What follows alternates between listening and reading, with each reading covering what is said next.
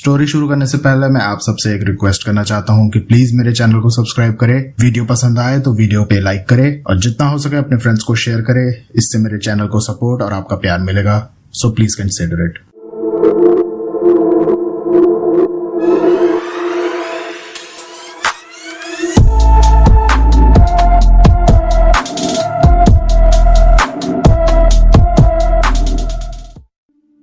सोचिए, एक नई शादी, एक नया घर और एक नई जिंदगी शुरू करते ही राहुल की वाइफ अनन्या को अपने बेडरूम की अलमारी के पीछे एक लाल कपड़ा मिलता है जिसमें कुछ बंधा हुआ है। अनन्या क्यूरोसिटी में उसे खोलती है और अंदर मिलती है 7 बंधी हुई गांठें। क्या टोने टोटके सच में इतने पावरफुल होते हैं? पहली नजर में ये बस एक पुराना सामान लगता है, लेकिन फिर उनकी जिंदगी एक एक करके बिखरती जाती है। पहले उनका रिश्ता, फिर उनकी नींद, उनकी सेहत और फिर वो सपने, वो आवाजें जो अनन्या सिर्फ महसूस करती थी, बोल भी नहीं पाती थी।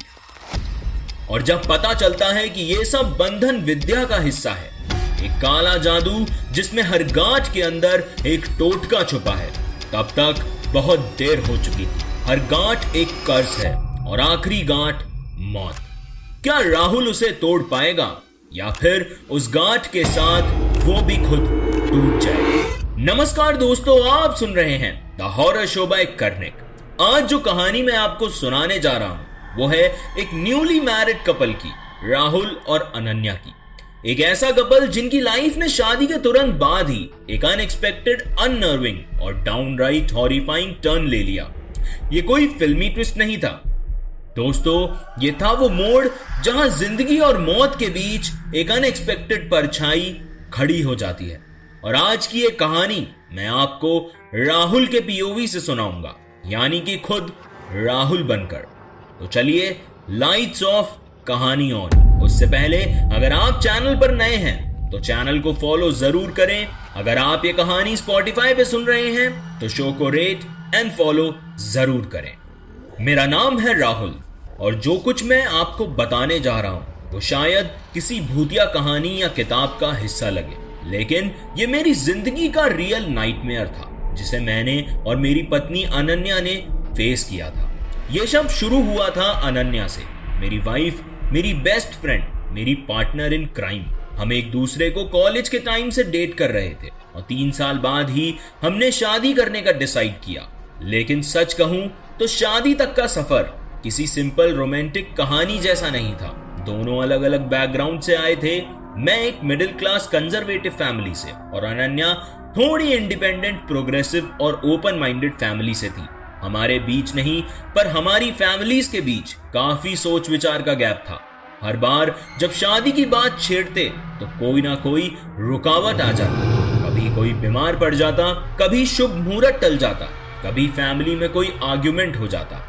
एक वक्त तो मुझे लगा जैसे कोई जानबूझकर चाहता है कि हमारी शादी हो ही। 2 साल तक सिर्फ इंतजार, समझौता और अनसर्टेनिटी थी, लेकिन हर बार जब अनन्या को देखता, उसकी आंखों में वो यकीन, वो प्यार, लगता कि ये लड़की मेरी जिंदगी बदल देगी। और आखिरकार कई इमोशनल ब्रेकडाउन्स, चुप चुप के मिलना और फैमिली रेजिस्टेंस के बाद हमने शादी कर ली, बिना किसी दिखावे और शोशा के। एक सिंपल कोर्ट मैरिज।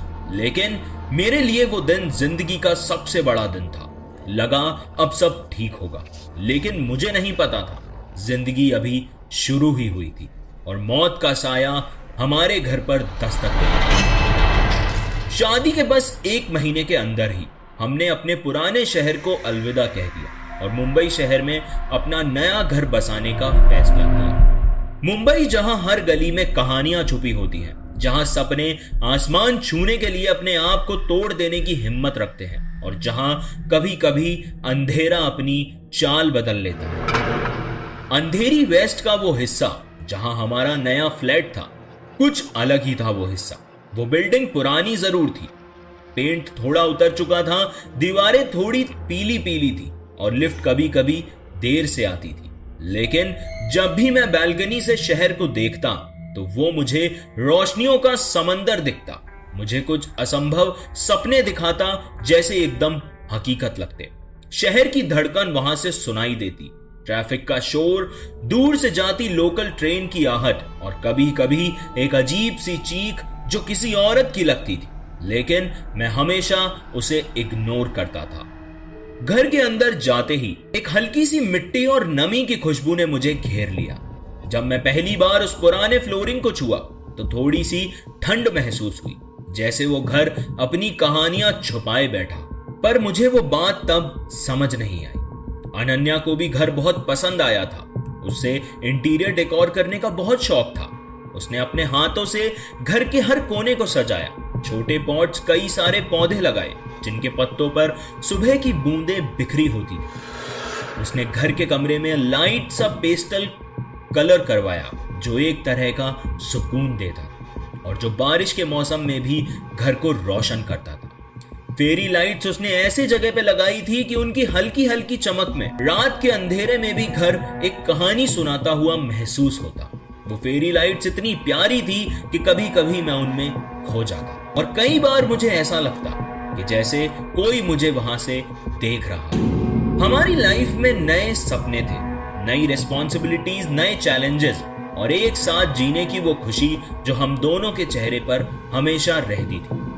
रोज सुबह मैं ऑफिस के लिए निकलता और अनन्या घर के छोटे छोटे कामों में बिजी रहती। उसकी स्माइल मेरे लिए सबसे बड़ा रिवॉर्ड थी, लेकिन उन दिनों कुछ छुपी हुई चीजें थी जो अपनी जगह ढूंढ रही थी। उस फ्लैट के एक कोने में वो कपबोर्ड जिसमें कभी कभी कुछ अजीब सी आवाजें आती थी, मैं उसे नजरअंदाज करता रहा, पर अंधेरी के इस कोने में एक अंधेरा छुपा था जो बस इंतजार कर रहा था हमारे आने का।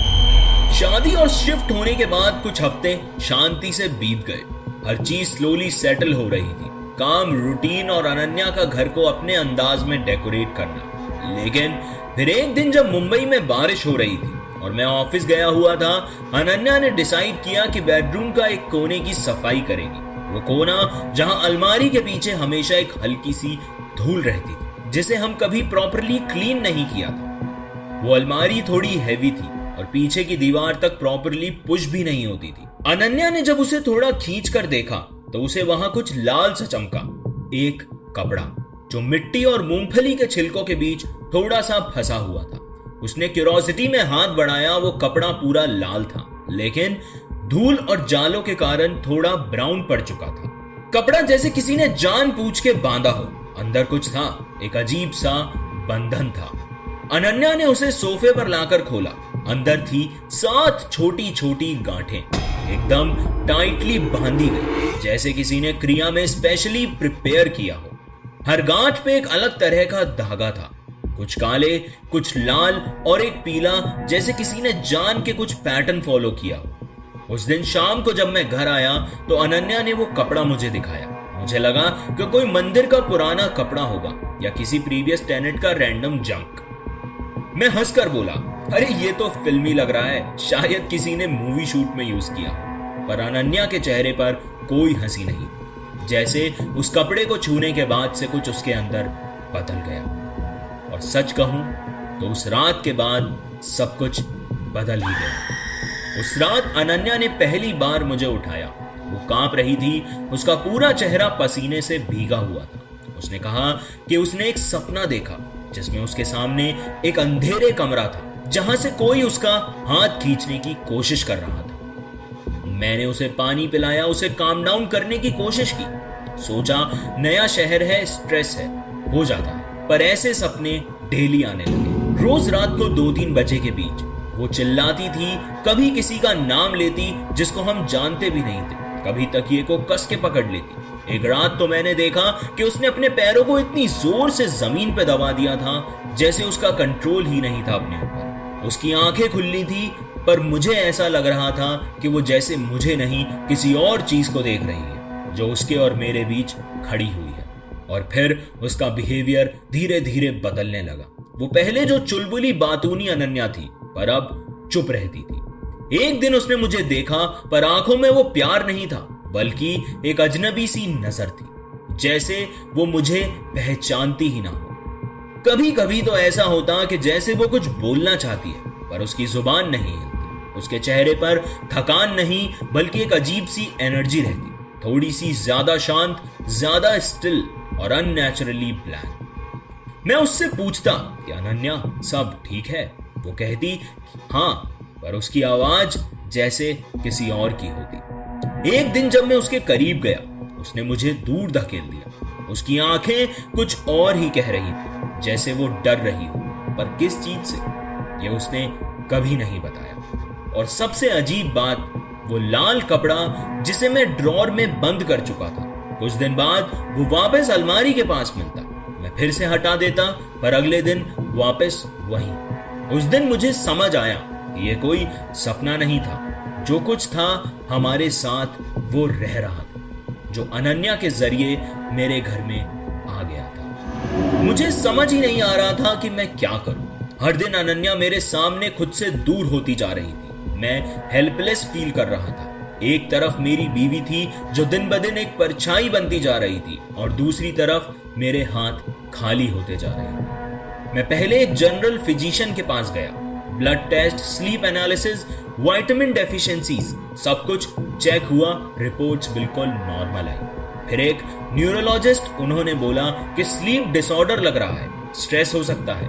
उनकी बात में दम होता अगर मैं खुद उसे रोज 3 बजे उठ के देखता नहीं। आंखों में वो दर्द के साथ जैसे किसी ने उसकी रूह को पकड़ रखा हो। मैंने खुद ये सब रोज देखा था। उसके बाद मैं एक साइकोलॉजिस्ट के पास गया। उन्होंने मल्टीपल सेशंस लिए। अनन्या उनमें से किसी में भी खुल नहीं पाई। वो बस चुपचाप बैठी रहती, ब्लैंक आंखों से दीवारों को देखती रहती, जैसे किसी और दुनिया में खोई हुई हो। उन्होंने कंक्लूजन दिया कि डिसोसिएटिव आइडेंटिटी ट्रेट्स, ट्रॉमा से निकल जाएगी ये, पर मुझे पता था कि ये ट्रॉमा नहीं था, ये कुछ ऐसा था जो उसके अंदर घुस चुका था। मेरे अंदर का हर कोना चिल्लाने लगा कि ये मेडिकल नहीं है, ये कुछ और है। फिर एक कलीग ने, जिसे मैंने कैजुअली कॉफी के टाइम पर यह सब बताया था, उसने मुझे एक चिट्ठी दी। उसमें सिर्फ इतना लिखा था कि मुझे यकीन नहीं तुम किस लेवल तक मानोगे, पर अगर कुछ भी सुपरनैचुरल या एबनॉर्मल लग रहा है तो ये आदमी तुम्हारी आखिरी होप हो सकता है। उस चिट्ठी पे लिखा था, बाबा नाथ सिद्धपुर के पास जंगलों के पास में रहते हैं, तुम जाओ और जाके उससे मिलो। मैं वहां गया। एक छोटी सी कुटिया थी जिसके बाहर कपड़ों की जली हुई गठाएं और सिंदूर के छाप दिख रहे थे। अंदर जाते ही एक अजनबी सी शांति थी, लेकिन वो शांति भी खौफनाक लग रही थी। बाबा नाथ ने मेरी आंखों में देखा। बिना कुछ पूछे मैंने अपना फोन निकाला और उनसे वो लाल कपड़ा और साथ बंधी हुई गांठों की फोटो दिखाई। उनका चेहरा एकदम सीरियस हो गया। उनकी आंखें जो पहले नेचुरल थी, एकदम गहरी हो गई, जैसे उसने कुछ पहचान लिया हो। उन्होंने हाथ जोड़कर आंखें बंद की, कुछ मंत्र बोले और फिर कहा कि यह बंधन विद्या है, पुरानी तंत्र क्रिया। इसे तब इस्तेमाल किया जाता है जब किसी इंसान के जीवन में बहुत बड़ी दुर्घटना लानी हो। यह श्रापित क्रिया है, किसी ने तुम्हारी पत्नी को बांध दिया है। बंधन बांधने की मनसा बिल्कुल स्पष्ट है, या तो ये लड़की मर जाए या तुम उसे छोड़ दो। ये सब सुन के मेरी सांस अटक गई। बाबा ने आगे कहा, हर गांठ में एक अलग मंत्र फूंका गया है। मैं तुम्हें एक एक गांठ के बारे में बताता हूं। वो बोले कि पहली गांठ घृणा, यानी कि हेट्रेड का बीज। दूसरी गांठ बीमारी, बॉडी को ढलते रहने का जादू। तीसरा बांझपन, ताकि तुम्हारी जिंदगी आगे ही ना बढ़े। चौथी अलगाव, जिसे तुम दोनों एक दूसरे से दूर हो जाओ। पांचवी मानसिक आघात, जिसे दिमाग खुद से लड़ने लगे। छठी भूत प्रेत का साया, जिसमें किसी दूसरी आत्मा को शरीर में बसने का रास्ता मिलता है। और सातवीं मृत्यु, जिसे सब कुछ खत्म हो जाए। मैं शौक में वहां चुप बैठा रहा, जैसे कोई कल्पना सुन रहा हूं, पर बाबा का हर शब्द मेरे दिल पर हथौड़े की तरह लगता जा रहा था। मैंने धीरे से पूछा कि पर ये किसने किया होगा और क्यों किया होगा। बाबा ने आंख उठाई, उनका चेहरा थोड़ा सद गया था। वो बोले कि ये तब किया जाता है जब दुश्मनी अंदर से हो, बाहर वाले ऐसा नहीं करते। तुम्हारे किसी करीबी ने यह किया है, जिसे तुम जानते हो, जिससे तुम प्यार करते हो, या जिसने कभी तुमसे प्यार किया। मेरे हाथ ठंडे पड़ चुके थे। अगले कुछ दिनों में सब कुछ इतना फास्ट बदलने लगा कि मुझे समझ ही नहीं आया कि क्या इग्नोर करूं, क्या एक्सेप्ट करूं। अनन्या के बिहेवियर में हर तरफ से हर तरीके का एक्सट्रीम चेंज आने लगा था। पहले वो सिर्फ थोड़ी साइलेंट रहती थी, डिप्रेस्ड सी, लेकिन अब वो किसी और ही जोन में चली गई। उसका स्केड्यूल ही बदल गया था। दिन में वो ज्यादा नहीं बोलती, ज्यादातर बालकनी में या बेडरूम के एक कॉर्नर में बैठी रहती, एकदम स्टिफ, और रात होते ही वो सो नहीं पाती। मैंने पहले सोचा शायद नींद नहीं आती हो, लेकिन कुछ रात बाद मैंने देखा कि वो रेगुलरली 3 बजे के आसपास उठती है बिना किसी अलार्म के। वो सीधा ड्रेसिंग टेबल के पास जाकर मिरर के सामने खड़ी हो जाती, एकदम एक्सप्रेशनलेस, और फिर वो शुरू हो जाता है। वो अपने बालों को पीछे बांधने लगती है, फिर वो काजल उठाती है और आंखों के नीचे एक हैवी मोटी घनी लाइन खींच देती। ना जैसे मेकअप, ना जैसे श्रृंगार, वो कुछ अलग ही लगता है। लिपस्टिक लगाती, लेकिन उस तरह नहीं जैसे कोई औरत कैजुअली लगाती है।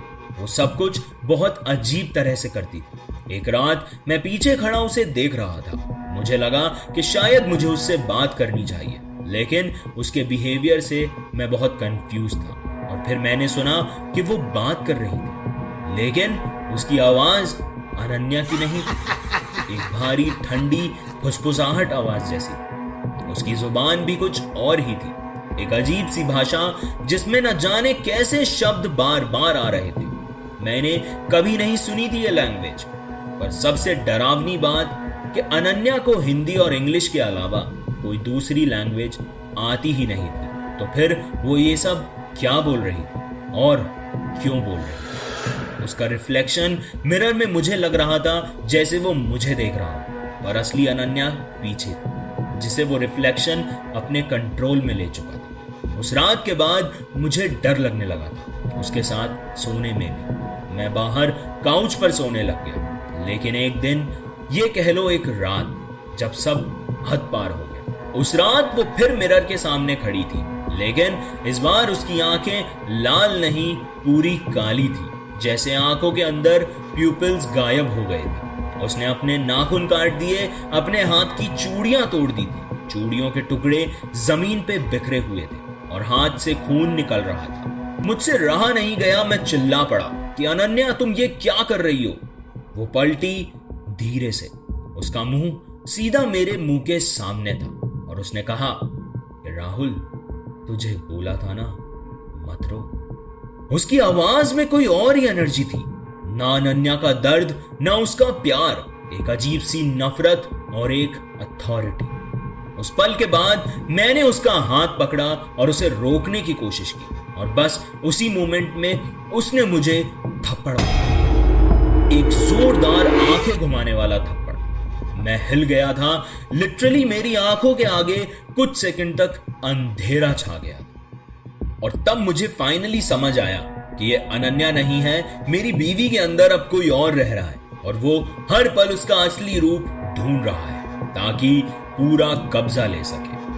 मैंने डिसाइड कर लिया था कि अब मैं अनन्या को हर हाल में वापस लाऊंगा। वो लड़की जिसे मैंने 2 साल के स्ट्रगल के बाद शादी तक ले आया, उसे मैं कहीं किसी अंधे की शक्ति के हवाले नहीं कर सकता। मैं फिर से बाबा नाथ के पास गया।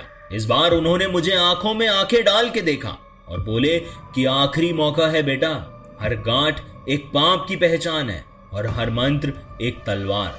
अगर एक भी बार गलती हुई तो वो आत्मा इसका हिस्सा बन जाएगी हमेशा के लिए। उन्होंने मुझे पूरी क्रिया समझाई, हर मंत्र का सही उच्चारण, दिया किस दिशा में हो, कौन सा पुष्प किस गांठ के साथ रखना है और कौन से वक्त पर कौन सी गांठ खोलनी है। मैं पूरे दिन उस क्रिया की रिहर्सल करता रहा। घर लौटकर मैंने पूजा स्थल बनाया, बेडरूम के एक कोने में। सूर्यास्त के बाद मैंने दिया जलाया, एक पीला कपड़ा बिछाया और उस पर वो लाल कपड़ा रखा जिसमें अब भी वो 7 गांठें जैसी की तैसी बंधी हुई थी। रात के करीब 11:15 बजे जब सब कुछ एकदम शांत था, मैंने पहली गांठ उठाई, मंत्र की पहली लाइन बोली और पहली गांठ खोली। बाहर ठंडी सी हवा चल रही थी, जैसे कुछ तो बदल रहा था। दूसरी गांठ उसके साथ थोड़ा रेजिस्टेंस था, लेकिन मैंने वो भी की। मुझे लगा शायद मैं कर लूंगा ये पूरी क्रिया बहुत आसानी से। फिर जब मैंने तीसरी गांठ उठाई तो मेरा गला सूखने लगा, गले में खराश सी महसूस हुई। मैंने पानी उठाया और जैसे ही वो पानी मेरे गले से नीचे गया, एक जोर की चीख सुनाई। अनन्या बाहर से चीख मारती हुई बेडरूम के अंदर आई और मेरी रीढ़ की हड्डी तक कांप गई। मैं भागता हुआ गया। उसका चेहरा पूरा पीला और आंखें सफेद हो चुकी। उसका सर लेफ्ट राइट रोटेट कर रहा था, बिल्कुल एबनॉर्मल तरह से। उसके अंदर कुछ तो भर रहा था, बहुत ही डरावना, बहुत ही पावरफुल। बाबा की बातें मेरे दिमाग में घूमने लगी कि अगर क्रिया भंग हो गई तो समझो सब कुछ खत्म। मैं उसे बाहर छोड़ के वापस पूजा की जगह गया, दिया फिर से जलाया, अपने आप को संभाला और चौथी गांठ पर मंत्र बोला। लेकिन जैसे इस बार गांठ ने खुलने से मना कर दिया हो, जैसे कोई उस गांठ को जोर से पकड़कर बैठ गया हो। पांचवी गांठ भी बड़ी मुश्किल से खुली। मैं जितना जोर लगाता, कपड़ा हिलता ही नहीं। तभी मैंने आंख बंद की और अपने अंदर से एक आवाज को सुना, अनन्या की आवाज जो दर्द से चिल्ला रही। बस वही मेरी हिम्मत का बूस्टर बन गया। मैंने दिए में और घी डाला और तेज किया, अपने हाथों पर चंदन लगाया और पूरी जान से मंत्र दोबारा शुरू किया। छठी गांठ जब मैंने खोलनी शुरू की तो ऐसा लगा जैसे मेरे कंधों पर किसी ने वजन डाल दिया। एक इनविजिबल फोर्स मुझे नीचे दबा रही थी। दिए की लौ हिलने लगी कि एक मोमेंट के लिए मुझे लगा कि वो बुझने वाला है, लेकिन मैंने ना तो आंख बंद की ना मंत्र बोलना छोड़ा। और जैसे ही मैंने गांठ खोली, एक जोर की आवाज, कमरे के दूसरे कोने से कुछ गिरने की जोरदार आवाज सुनाई दी। मैं डर गया, लेकिन मुझे पता था कि ये उस शक्ति का ट्रैप है, ध्यान भंग करने का प्लान है। मैंने इग्नोर किया, लेकिन जब मैं सातवीं गांठ के पास गया तब सबसे अजीब बात हुई। जैसे ही मैंने हाथ में वो गांठ उठाई, मेरे घर के अंदर अचानक 4-5 बिल्लियां घुसी। एक दो नहीं, पूरी की पूरी 4-5, एक ही जैसी काली चमकदार आंखों वाली। और ये तब जब ना कोई विंडो खुली थी, ना ही कोई डोर। मेरी आंखें फट गई थी। एक बिल्ली सीधा आई, उसने वो लाल कपड़े में रखी आखिरी गांठ अपने मुंह में दबाई और सब के सब एक साथ गायब हो गई। मैं पूरा हिल चुका था। मैं बेहोश सा होकर उस जगह पे गिर गया। मुझे समझ ही नहीं आया कि वो बिल्लियां कौन थी। क्या वो एक इल्यूजन था या वो रक्षक थे उस रिचुअल को तोड़ने से मुझे रोकने आए? मुझे कुछ भी नहीं पता, लेकिन इतना जरूर पता था कि अगर वो सातवीं गांठ नहीं मिली तो अनन्या को वापस लाना मुश्किल नहीं, नामुमकिन हो जाए। मैं घबरा गया। रूम में ऐसा सन्नाटा था जैसे कुछ अब वापस नहीं आएगा। वो लाल कपड़ा, दिए की बुझती हुई लौ और एक कोने में वीरान सी पड़ी अनन्या। मैं दौड़कर उसके पास गया। उसके हाथ ठंडे थे, उसकी नर्व चल रही थी, लेकिन वो कुछ बोल नहीं रही थी। अनन्या, अनन्या उठो, मैं राहुल, मुझे देखो प्लीज, प्लीज कुछ बोलो अनन्या। लेकिन वो बस मुझे घूरती रही, ब्लैंक एक्सप्रेशंस, जैसे किसी ने उसके अंदर से कुछ खींच लिया। मैंने तुरंत उसे उठाया और बिना टाइम वेस्ट किए मैं उसे हॉस्पिटल ले गया। इमरजेंसी वार्ड में एडमिट किया। डॉक्टर्स आए, टेस्ट हुए, फिजिकली सब कुछ नॉर्मल था, no injury, no trauma science, लेकिन उसका माइंड वो कहीं और चला गया। साइकेट्रिस्ट ने बाद में मुझे बाहर बुलाकर कहा, your wife is in a dissociative catatonic state. वो देख रही है, सुन रही है, लेकिन रिस्पॉन्स नहीं देगी। जैसे किसी दूसरी आइडेंटिटी के साथ उसकी आइडेंटिटी ओवरलैप हो गई। मुझे समझ नहीं आया कि मैं किस पे भरोसा करूं, मेडिकल साइंस पे या उस बाबा नाथ के रिचुअल्स पे। पर एक बात मुझे अंदर से महसूस हो रही थी कि या तो मैंने क्रिया में कहीं गलती कर दी थी, या फिर वो सातवीं गांठ जो कभी खुल ही नहीं, उसने अपना काम पूरा कर दिया था। वो बिल्ली, उसका वो गांठ लेकर गायब हो जाना, क्या वो उस कर्ज का फाइनल वेसल बन गई थी? और अगर अब जो अनन्या के अंदर बचा है वो वही प्रेत है या कुछ और। उस रात के बाद अनन्या ने ना मुझे देखा ना किसी से कुछ बात की। हर दिन हॉस्पिटल के बेड पर एक जैसी पड़ी रही, एकदम सीधी, आंखें सीलिंग पर फिक्स। कभी कभी जब मैं उसके पास बैठता हूं तो उसका हाथ पकड़ता हूं तो एक हल्की सी मुस्कान उसके होठों पे दिखाई देती, लेकिन उस मुस्कान में अनन्या नहीं, कुछ और होता। जैसे कोई मुझे ताना दे रहा, जैसे वो कह रहा हो, तुम जीत नहीं पाए राहुल, तेरी अनन्या अब मेरी।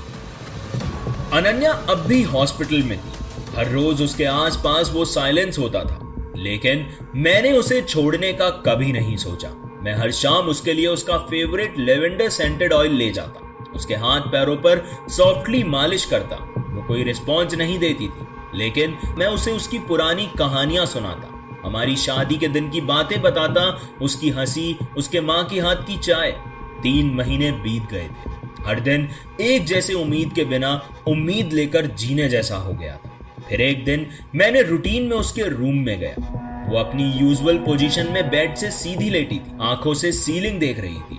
मैं बैठकर उसका हाथ पकड़कर बोला, अनन्या, मुझे पता नहीं मैं तुझे वापस ला पाऊंगा या नहीं, पर एक बात सच है कि मैं कहीं नहीं जा रहा। जब तक तू कुछ कहे या ना कहे, मैं यहीं हूं तेरे साथ। उस दिन पहली बार उसकी आंखों से एक आंसू टपका। वो हिली नहीं, कुछ बोली नहीं, लेकिन एक आंसू जिसने मुझे बता दिया था कि अनन्या कहीं ना कहीं अभी भी उसके अंदर ही है। उसके बाद मैंने और रिचुअल्स नहीं किए, ना किसी बाबा के पास गया। मैं बस हर दिन उसे उसके तरीके से प्यार करता रहा। शायद वही एक असली क्रिया थी जो मुझे पहले करनी चाहिए थी। एक और महीना गुजर गया और एक सुबह जब मैं उसके बेड के पास गया, उसने मेरी तरफ देखा। इस बार उसकी आंखों में वो पहचान थी और वो धीमे से बोली, राहुल, तुम ठीक हो? मुझे यकीन नहीं हुआ उसके लफ्ज सुनकर। अनन्या ने धीरे धीरे अपनी मेमोरी रीगेन की। डॉक्टर्स ने कहा कि ये तो एक मिरेकल है। इतनी जल्दी इमोशनल ट्रॉमा से रिकवरी एक्सट्रीमली रेयर होती है। पर मुझे पता था कि ये मिरेकल नहीं था, ये मेरे और अनन्या के पेशेंस का टेस्ट था, और शायद वही उनकी सबसे बड़ी जीत थी। लेकिन सवाल अभी भी वही है, क्या सच में टोने टोटके इतने पावरफुल होते हैं कि किसी की जिंदगी बर्बाद कर सकते हैं? या कुछ लोग जानबूझकर अपने रिश्तों को तोड़ने के लिए ऐसे जादू टोनों का सहारा लेते हैं? राहुल और अनन्या की कहानी सिर्फ एक शापित रस्म की कहानी नहीं थी, ये उन दोनों लोगों की कहानी थी जिन्होंने प्यार के लिए एक दूसरे के लिए हर डर से लड़ने की कोशिश की। लेकिन कभी कभी हर गांठ का बंधन पवित्र नहीं होता और उन्हें तोड़ना सिर्फ एक रिचुअल नहीं, एक खौफ बन जाता है। कहते हैं कि आज भी मुंबई के उस पुराने फ्लैट में जब हवा तेज चलती है तो किसी औरत के श्रृंगार करने की आवाजें आती हैं, लिपस्टिक की महक, काजल की रेखाएं और कभी कभी एक बिल्ली के रोने की आवाज भी सुनाई देती है। राहुल ने वो फ्लैट तो छोड़ दिया था और अब वो अपनी लाइफ में बहुत आगे बढ़ चुका था। लेकिन आपको क्या लगता है, क्या उस प्रेत ने राहुल और अनन्या को छोड़ दिया? आज की कहानी आपको कैसी लगी मुझे कमेंट्स में जरूर बताएं। अगर आप ये कहानी स्पॉटिफाई पे सुन रहे हैं तो शो को रेट एंड फॉलो जरूर करें, और अगर आप ये कहानी यूट्यूब पर देख रहे हैं तो चैनल को सब्सक्राइब करें, वीडियो को लाइक करें और नोटिफिकेशन बेल आइकन दबाना ना भूलें। आप सुन रहे थे द हॉरर शो बाय करने। आज के लिए बस इतना ही। मैं फिर लौटूंगा अगले हफ्ते एक और नई खौफनाक कहानी लेकर। तब तक अपने घर के पुराने कोने चेक कर लें, कहीं कुछ बंधा तो नहीं।